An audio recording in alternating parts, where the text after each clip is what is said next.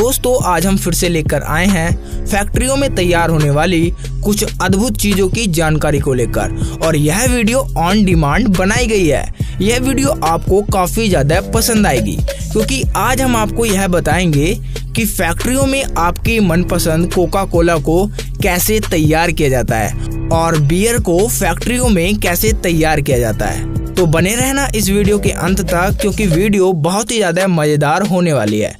लेकिन उससे पहले अगर आप हमारे चैनल पर पहली बार विजिट कर रहे हो तो हमारे चैनल को जल्दी से सब्सक्राइब करें और साथ ही में बेल आइकन दबाएं जिससे कि आप आने वाले वीडियोस की नोटिफिकेशन पा सकते हैं सबसे पहले। तो शुरू करें।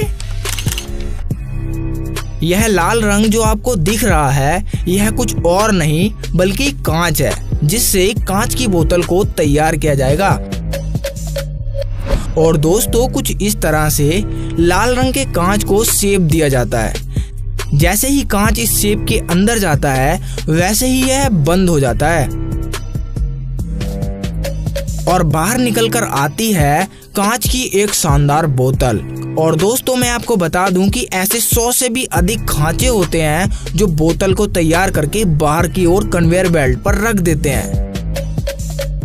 इन्हीं खांचों में पेप्सी व किंगफिशर बियर की बोतल को तैयार किया जाता है। अभी आप आगे देखोगे कि इन बोतलों में पेप्सी को कैसे भरा जाता है। अभी आपने देखा कि कांच की बोतलें कैसे बन रही हैं। अब आप देखोगे कि इन बोतलों में बियर को कैसे भरा जाएगा। सबसे पहले तो इन सभी कांच की बोतलों को एक कन्वेयर बेल्ट पर आगे लाइन में रख दिया जाता है और इनकी काउंटिंग होना शुरू हो जाती है। काउंटिंग होने के बाद इनमें बियर को भरा जाता है। जब बियर की बोतलें भर जाती हैं तो फिर इनके ऊपर ढक्कन को लगाया जाता है, वो भी मशीनों के द्वारा कुछ इस प्रकार से। जब ढक्कन सभी बोतलों पर लग जाता है तो एक बार फिर से इन्हें पानी के एक प्रेशर पाइप से इन सभी बोतलों को धोया जाता है। फिर आगे भेज दिया जाता है इन सभी बोतलों की लेवलिंग के लिए। जो आप बियर की बोतल के ऊपर उसका नाम देखते हो उसे ही लेवलिंग कहते हैं। और लेवलिंग होने के बाद इन सभी बोतलों को पैक किया जाता है और मार्केट में बेचने के लिए भेज दिया जाता है।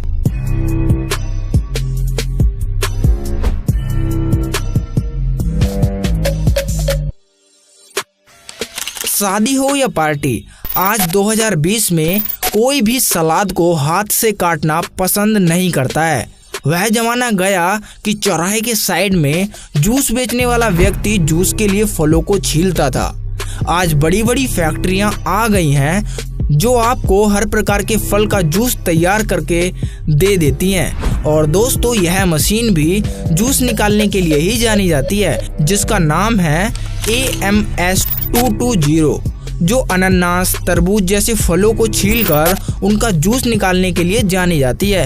इनका प्रयोग करना बहुत ही ज्यादा आसान है। जिस भी फल का आपको छिलका उतारना है उसको इस स्टैंड पे लगा दीजिए और देखिए कितने मजेदार तरीके से फल का बाहरी छिलका निकल जाता है। और ऐसे ही आप कई प्रकार के फलों का छिलका उतार सकते हो। आज वो जमाना आ गया है कि महिलाएं सब्जियां भी मार्केट से कटी हुई ही लाती हैं। जी हाँ, सुनने में भले ही आपको अजीब लगे लेकिन यह सत्य है। लेकिन उन सब्जियों को कुछ इस तकनीक से काटा जाता है।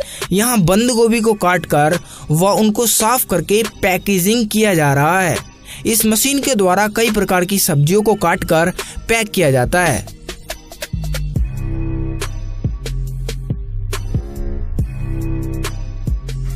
इस वीडियो क्लिप में आप देखोगे कि जो एप्पल का जूस आप दुकान से खरीदकर पीते हो उसको कैसे तैयार किया जाता है। सबसे पहले यहाँ एप्पल की ट्रे को ब्रश से लैस इस मशीन के अंदर डाल दिया जाता है और दोस्तों यहाँ पर सेब के ऊपर जो भी गंदगी होती है उसको साफ कर लिया जाता है, जिसके बाद इन्हें पानी से भरे कंटेनर में डाल दिया जाता है। यहाँ कुछ इस प्रकार से इन्हें कन्वेयर बेल्ट के ऊपर आगे की ओर भेजा जाता है जहाँ इनका मिक्सचर बन जाता है। मिक्सचर इसका इसलिए बनाते हैं क्योंकि जूस निकालने में आसानी हो जाती है।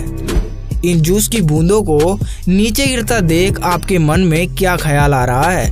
भाई मेरे मुंह में तो सही में पानी आ गया। जी हाँ, मान लीजिए कि आप सिनेमा घर के अंदर बैठे हो और आपके सामने बागी 3 जैसी मूवी चल रही हो, तो एक ऐसी चीज की कमी तो रहती है जो बागी 3 जैसी मूवी को और भी ज्यादा कमाल की बना देती है। जी हाँ, उसका नाम है पॉपकॉर्न। और पॉपकॉर्न खाते वक्त मूवी को देखना, वाह, कुछ अद्भुत ही होता है। क्या आपको पता है कि इन पॉपकॉर्न को कैसे तैयार किया जाता है? अगर आपको नहीं पता तो चलिए हम आपको दिखाते हैं कि पॉपकॉर्न को कैसे तैयार किया जाता है। सबसे पहले मक्का के दाने, तेल व नमक को लिया जाता है और इन सभी को एक कंटेनर में मिलाया जाता है और फिर इस कंटेनर के टेम्परेचर को बढ़ा दिया जाता है। 4 से 5 मिनट रखने के बाद इसके ढक्कन को उठाया जाता है और इनमें बने पॉपकॉर्न को आगे प्लेट पर डाल दिया जाता है और बाद में इन पर मसाला छिड़क कर इन्हें और भी अधिक स्वादिष्ट बनाया जाता है, जो कि बहुत ही ज्यादा अच्छे लगते हैं। दोस्तों, नारियल का तेल सदियों से चला आ रहा है। महिलाएं हों या फिर पुरुष, सभी लोग आज इस तेल का प्रयोग करते हैं।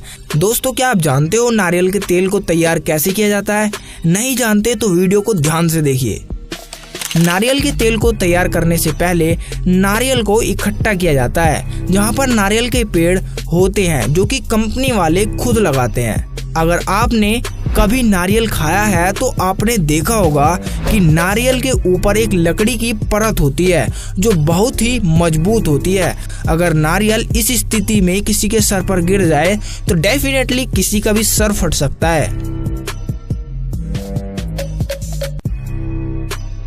लेकिन दोस्तों, कुछ इस प्रकार से नारियल के ऊपर से इस लकड़ी के छिलके को उतारा जाता है और नारियल को फोड़कर आगे की तरफ कन्वेयर बेल्ट पर डाल दिया जाता है, जहां पहले इन नारियल को पानी के स्प्रे से धोया जाता है और बाद में इनको पीसा जाता है। जब नारियल पूरी तरह से बारीक हो जाता है तो उस नारियल के बचे अवशेष को एक मशीन में डाल दिया जाता है, जहां से बचा हुआ नारियल का तेल निकल जाता है। तो दोस्तों, इस प्रकार से तैयार होता है नारियल का तेल।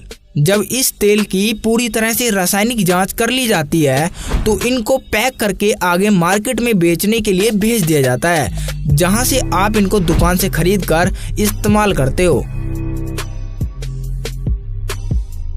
दोस्तों, आप में से रोल किसने खाए हैं?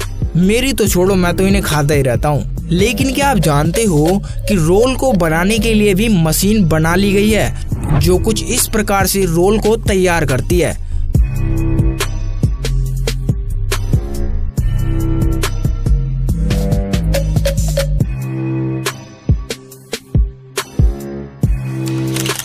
चलो बताइए, ये देखने में क्या लग रहा है? ये वही लग रहा है ना जो उस मूवी में आइसक्रीम गिर गई।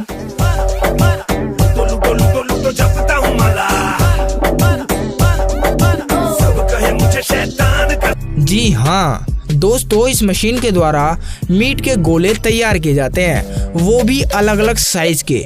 सबसे पहले एक बड़े कंटेनर में मीट को डाल दिया जाता है, उसमें कुछ विभिन्न प्रकार की सामग्रियों को मिलाकर, और आप देख ही सकते हो कि इसके बाहर मीट कुछ इस प्रकार से निकलता है और मीट की क्या हालत हो जाती है। अब आप सोच रहे होंगे कि मीट को ऐसे क्यों किया जाता है, तो रुकिए अभी बताते हैं। दोस्तों, कुछ इस प्रकार से मीट के पेस्ट को तैयार कर लिया जाता है, तब इन्हें अगली मशीन पर ले जाया जाता है, जहां इस मशीन से अलग अलग प्रकार के साइजों में इस मीट के पेस्ट को काटा जाता है।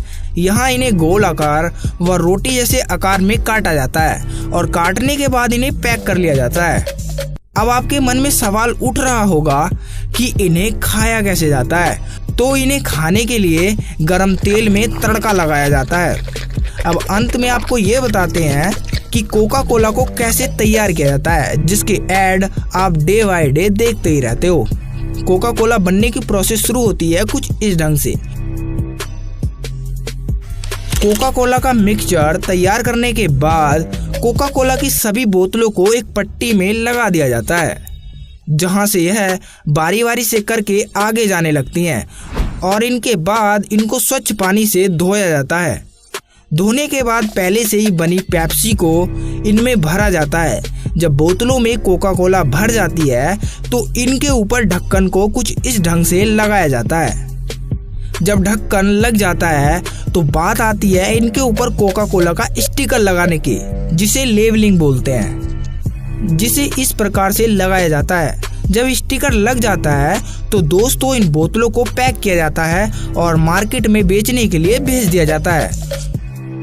तो दोस्तों वीडियो बनाने में बहुत ही ज़्यादा मेहनत लगती है। अगर आपको हमारी जानकारी अच्छी लगी हो तो हमारी इस वीडियो को लाइक करें, और अगर आप हमारे चैनल पर पहली बार विजिट कर रहे हो तो हमारे चैनल को सब्सक्राइब करें और साथ ही साथ बेल आइकन दबाएं, जिससे कि आप आने वाले वीडियोस के नोटिफिकेशन पा सकते हैं सबसे पहले। तो मिलते हैं अगले वीडियो में, तब तक के लिए बाय, जय हिंद, वंदे मातरम।